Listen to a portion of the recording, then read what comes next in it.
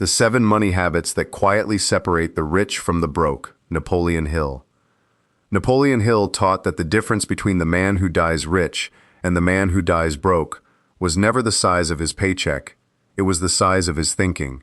And if you have ever wondered why 2 men can start in the same gutter and end in different worlds, you are about to find out why.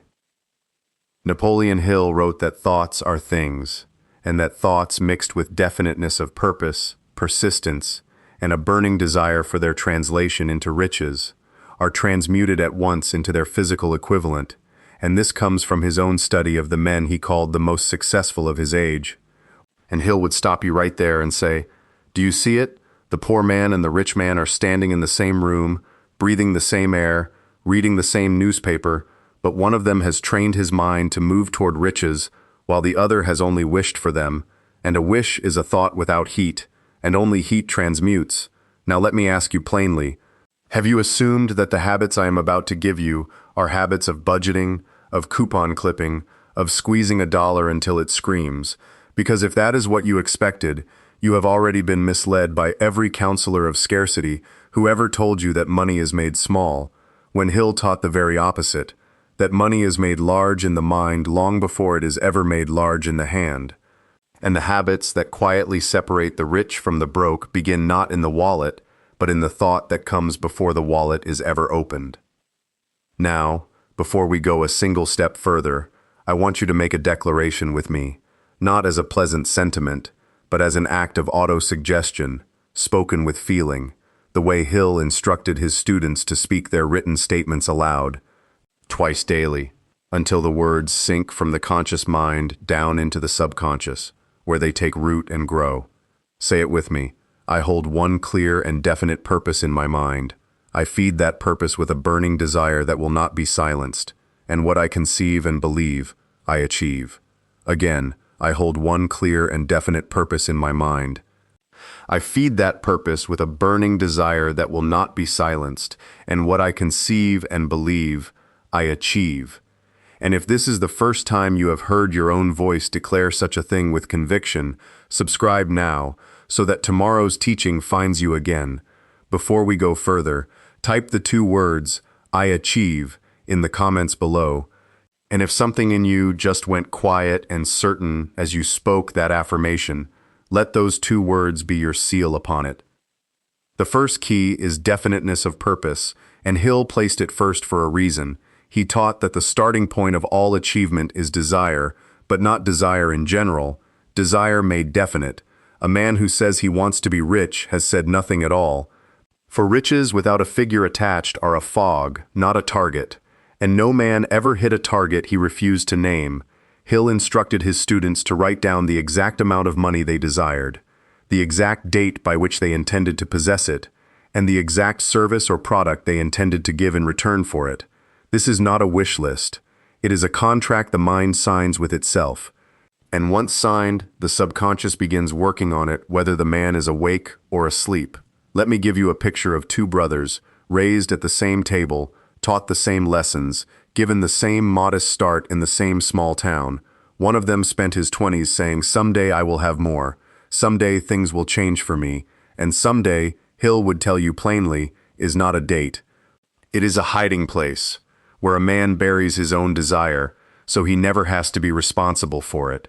The other brother, at 22 years old, sat down one evening with a pencil and wrote a single sentence.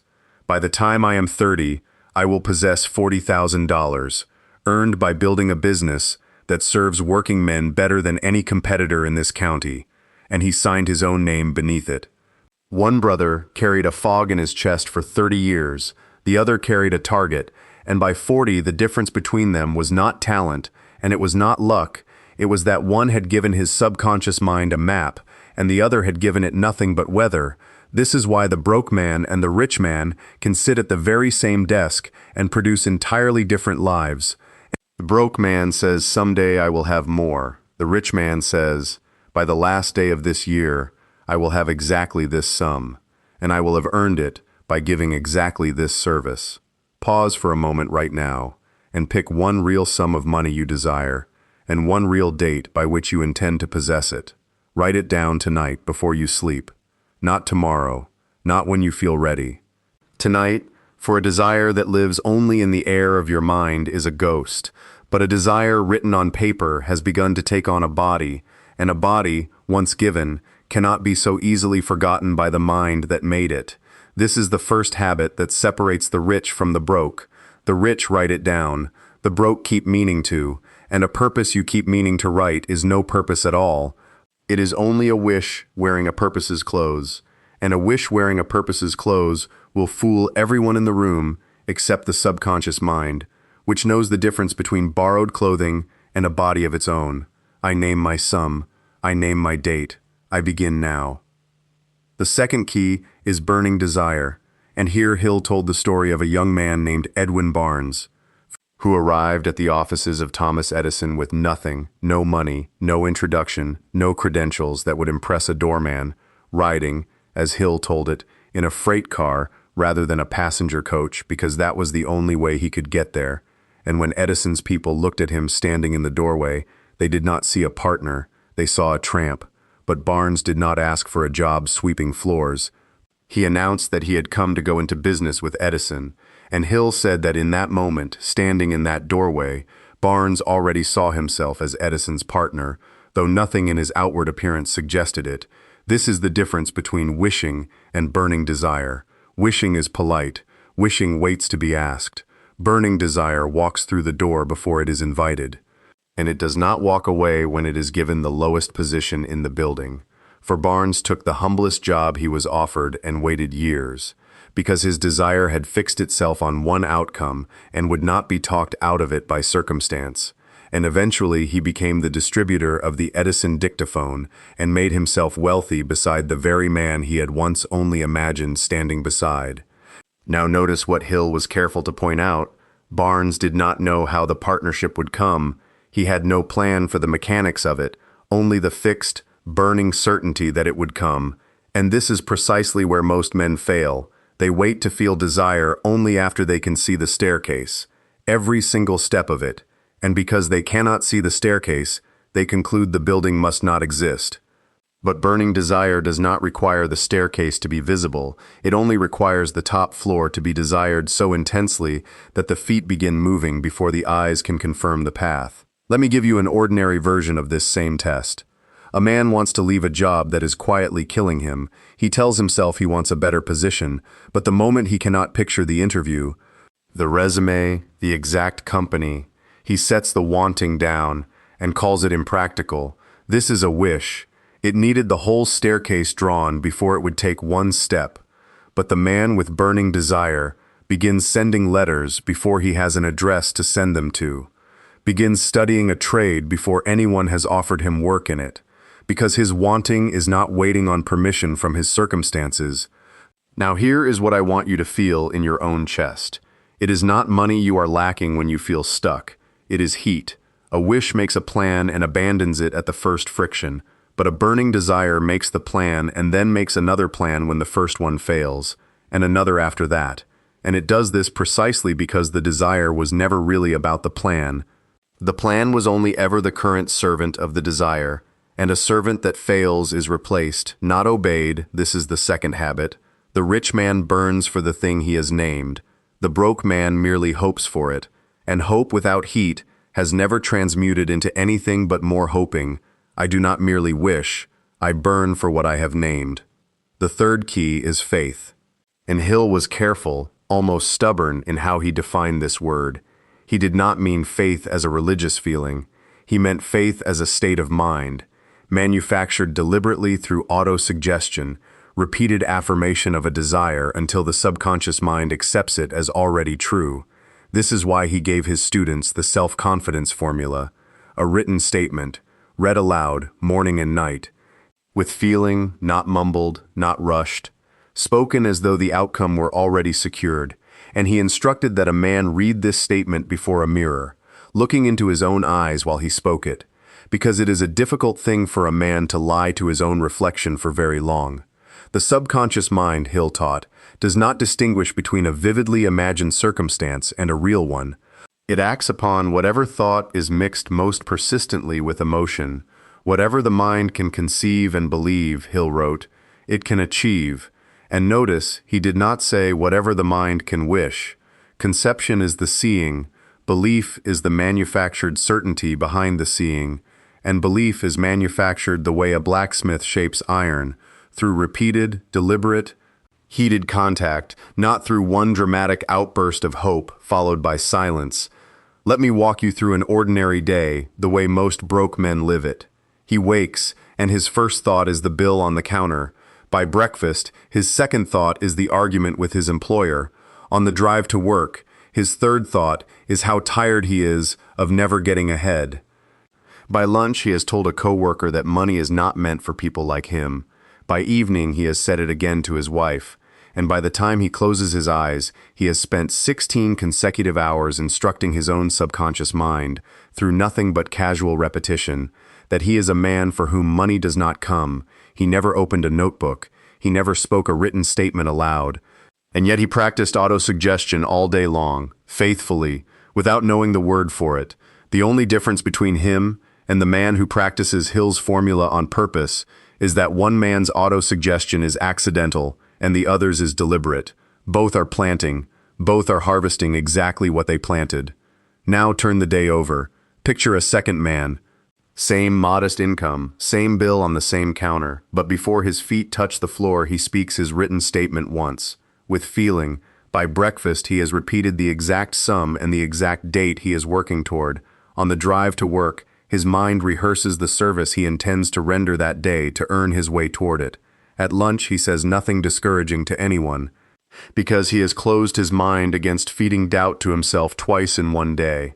And at night, he reads the same statement aloud once more, so the last thought his subconscious carries into sleep is the thought he chose on purpose, rather than the thought that simply arrived uninvited. The bill has not changed for either man, the wage has not changed for either man, but one has spent his day manufacturing faith, and the other has spent his day manufacturing its opposite. And Hill taught that the subconscious mind, tireless and without judgment, will build with equal diligence whichever blueprint it is handed most often. This is the third habit. The rich feed their subconscious a chosen thought, morning and night, deliberately, while the broke feed their subconscious whatever thought wanders through the door and call it simply having a bad day. It is not that the rich have more faith by nature. It is that they manufactured faith, the way you would manufacture anything else worth having, on purpose, with repetition, and with feeling. And faith made this way does not ask permission from your circumstances before it takes root. I feed my mind on purpose. I do not leave it to wander. The fourth key is closing the mind against drifting. And Hill named drifting the great destroyer, greater even than poverty, because poverty can be seen and fought, while drifting wears the disguise of an ordinary life and goes unnoticed until decades have quietly disappeared inside it. The man with no definite purpose only imagines he is standing still. In truth, he is carried, the way a boat with no rudder is carried by whatever current happens to be running that year. And Hill observed that most men who die poor were never struck down by one dramatic failure. They were simply carried, gently, agreeably, one unremarkable day at a time, into a life they never sat down and chose. Let me give you the hour by hour of a drifting day. 7 in the morning he rises with no plan beyond getting through it. Noon he spends complaining about the very job paying him. 3 in the afternoon he watches other men's successes and calls it envy instead of instruction. 10 at night he sleeps, having made not one decision that moved him toward anything he named himself. Now picture a second man at the very next desk. Same wages, same tired eyes, but a written statement folded in his pocket. And somewhere in that same ordinary day he reads it, decides one thing, and acts before the day ends. 10 years pass, and these two men, once so nearly identical, are no longer living in the same world at all. The whole difference was never talent. It was that one decided daily, and the other only intended to condist. This is drifting, and Hill taught it is fed continually by what he called the 6 ghosts of fear, the fear of poverty, of criticism, of ill health, of loss of love, of old age, and of death, and he insisted these were not real forces outside the man, only states of mind, manufactured carelessly instead of on purpose. and given power solely by the man who lets them sit unchallenged at the control panel of his own thinking, the fear of criticism alone has stopped more written aims from ever being spoken aloud than any actual failure ever has. A man drafts his purpose, imagines what his brother-in-law would say, and quietly puts the paper away. That is drifting wearing the mask of caution. The man of decision closes his mind against these ghosts, the way you would close a door against a draft, not by pretending the cold does not exist, but by choosing deliberately what he permits to sit inside with him. And Hill taught that decision, reached promptly and held firmly, is among the oldest habits of every wealthy man he studied. While procrastination is worn so comfortably by the poor that most no longer feel its weight at all, it is not that the rich never feel the six ghosts. Every one of them has sat in that same drafty room. It is that they decide anyway, on schedule, while the fear is still sitting uninvited in the chair across from them. I close my mind to drifting. I decide, and I decide now. The fifth key is persistence. And this is the key Hill called the very character of achievement. Persistence is to the character of man, he wrote, as carbon is to steel. And I want to walk you through this one slowly, in full, piece by piece, because it is the key that holds every other key together, and without it, the purpose you wrote goes yellow in a drawer. The desire that once burned cools to embers. The faith you built through repetition quietly erodes back into doubt, and the mind that once refused to drift finds itself drifting again. So listen closely, because this key does not merely stand beside the others, it is the one that keeps them alive. First, consider the story Hill told of a man named R.U. Darby, who caught gold fever in the gold rush days and staked a claim, and dug and struck ore rich enough to make his uncle wealthy, and shipped in machinery at great expense, believing he was closing in on one of the richest veins in the county, and then, without warning, the veins simply vanished, as veins sometimes do. No trail, no seam, nothing but blank rock where riches had been the week before. And Darby dug on a while longer, trusting only his own tiring arms, and then he quit, and sold the machinery for a few $100s to a junk dealer, and the junk man, before lifting a single tool, brought in a mining engineer, who calculated calmly that the vein had only faulted, a common occurrence to anyone who had studied the ground instead of merely digging it, and that it would very likely be found again within 3 feet of the exact spot where Darby had laid down his pick, and it was found there, 3 feet away, and it made the junk man millions. Now I want you to sit with that number, 3 feet, not 3 miles, not 3 years, 3 feet of rock stood between a defeated man and the very fortune he had spent himself chasing. And the vein gave him no signal, no warmth, no sign that the gold was near. It simply waited in silence for a pick that never came. Second, consider what Hill meant by temporary defeat, and notice he insisted on that word temporary, deliberately, stubbornly, because he taught it as a working law, that every adversity carries within it the seed of an equal or greater benefit. Not as a comforting saying for a hard evening, but as a mechanism you can watch operate in your own life if you look honestly. Defeat is a message, never a verdict, and the man who reads it as a verdict lays down his pick at the exact moment the message was trying to redirect him towards something larger. Picture 2 men receiving the identical piece of bad news. A loan declined, a customer lost, a manuscript rejected. The first man closes the news like a coffin lid and tells himself something permanent about his own worth. I am simply not the kind of man to whom money comes. And that sentence goes to work immediately inside him, feeding itself back to his subconscious until it hardens into fact. The second man reads the same news and writes a smaller, more useful sentence. This approach did not work. I will try another. And that sentence is the difference between a man who digs 3 more feet and a man who sells his shovel. Third, consider an ordinary defeat, closer to your own life than any gold mine. A man starts a small trade, a lawn service, a little bakery, a repair shop in a rented storefront. And for 11 straight months, the customers barely trickle in, and by the 11th month, he closes the doors, and 6 weeks later, without him, the very street floods with new foot traffic from a development that had been quietly under construction the entire time, and the shop 2 doors down, run by a man no more gifted than he was, simply outlasted the wait, and now thrives. This is Darby's 3 feet wearing the clothing of a rented storefront, and the vein does not announce itself in advance. It never has. The only difference between the man who finds it and the man who does not is very often nothing more than the number of days he was willing to keep digging past the point where digging stopped feeling rewarding.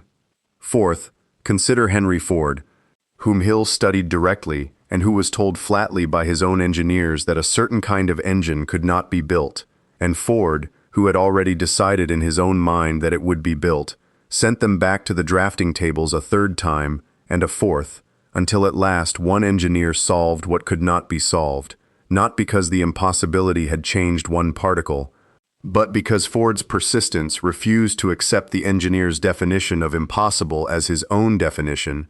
This is precisely what Hill meant when he wrote that whatever the mind can conceive and believe, it can achieve. He did not mean belief alone assembles the engine. He meant belief refuses to stop ordering the next attempt.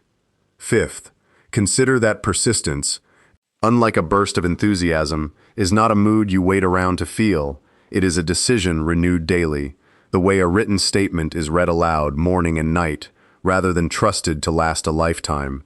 And Hill taught that persistence could be developed deliberately through 4 plain conditions: a definite purpose backed by a burning desire strong enough to survive a bad week, a written plan carried out through continuous action rather than occasional bursts of motion, a mind closed tightly against every discouraging voice, including the well-meaning voices of relatives and friends who mean you no harm and do you the most damage, and a habit of surrounding yourself with people who encourage the climb rather than narrate its dangers. And notice that 4th condition carefully. Hold it in your hand a moment, because it opens a door the very next key is about to walk through. Persistence is rarely sustained by one mind standing alone against the whole discouraging world. It is sustained far more reliably inside the right company, and this is exactly why the wealthy so rarely climb alone. So here is the whole weight of the 5th key. Resting tonight on your shoulders the way it once rested on Darby's, the difference between the broke man and the rich man was very often not talent and very often not luck. It was simply that one of them laid the pick down 3 feet from the vein, discouraged by a silence that gold has always kept, while the other, just as tired, just as sore, just as uncertain, swung it one more time. I do not know how close you are tonight to whatever it is you have been quietly digging toward for months or for years, and neither do you, and that not knowing, properly understood, is exactly why you keep swinging, I dig on, 3 feet or 3 miles. It does not matter which. The pick stays in my hand. The 6th key is the mastermind, and Hill defined it with exact precision. 2 or more minds working together in perfect harmony toward one definite purpose create a 3rd invisible force, greater than the sum of the minds alone, and he called this the mastermind, not because 2 heads simply think better than one in some general way, but because true harmony becomes an engine of its own, generating ideas that neither mind could have reached sitting alone in a quiet room. This is why Andrew Carnegie, in the story Hill told of him, did not build his fortune with his own 2 hands. He gathered a group of specialized men around him, men whose knowledge completed his own where his own fell short, and he held that group in harmony toward a single aim.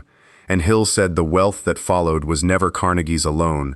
It belonged to the invisible force the alliance itself had created. But let me bring this down out of the boardroom and onto your own street, because you do not need a council of industrialists to practice this key. Picture 2 neighbors. One keeps a small hardware store, the other bakes bread before dawn, and once a week they sit together over coffee before the town wakes, and they speak plainly of what is working and what is failing. And neither one leaves that table the same size he arrived. This, quietly, is a mastermind. While across town, another man sits every evening among people who smile at him and doubt him in the very same breath. And Hill would tell you plainly that such a man has company, and company is not alliance. It is not agreement around a table that creates the invisible force. It is genuine harmony. And a mind surrounded by polite discouragement will starve no matter how crowded the room. So examine tonight who sits at your table, and ask honestly whether they are building your purpose or merely tolerating it. For the rich have always chosen their alliances with the same deliberate care they chose their thoughts, while the broke simply keep whoever happened to be standing nearby when they arrived. If I choose my alliances with the same care I choose my thoughts. Here is the whole picture. It is not effort alone that separates the rich from the broke. It is a purpose written down instead of merely wished for. It is not a bigger wish that moves a man forward. It is a burning desire that refuses to sit down. It is not luck that manufactures faith. It is repetition spoken aloud with feeling until belief takes root. It is not the absence of fear that marks the wealthy. It is the decision made anyway, on schedule, while the fear is still standing in the room. It is not talent that finds the gold. It is the one more swing of the pick, taken 3 feet past where discouragement said to stop. And it is not solitary effort that builds an empire. It is the invisible force born only where 2 or more minds truly stand in harmony. And if you look closely, you will see these were never 6 separate keys at all. They were 6 turns of one single key, the mind trained, on purpose, toward a chosen end, held there with heat, fed there with repeated belief, protected there from drifting and from fear, kept turning there past every temporary defeat, and multiplied there in the right company. That is the whole of it. Now, if what you have heard tonight has stirred something in you, I want to tell you plainly about the definite aim method. It was built as a short daily practice, the writing of your definite chief aim, the reading of it aloud morning and night the way Hill instructed, and a guided path through each of these 6 keys so that they stop being something you merely heard once and start becoming something you actually do. It is available today for a modest one-time investment, with a full 30-day guarantee. If it does not serve you, you are refunded in full. No argument. You will find it linked in the description below this video. Say it once more with me before we close. I hold one clear and definite purpose in my mind. I feed that purpose with a burning desire that will not be silenced. And what I conceive and believe, I achieve. And that, plainly, is how the rich are quietly separated from the broke, not by the sum in the pocket, but by the habits kept faithfully in the mind, long before the pocket ever changes.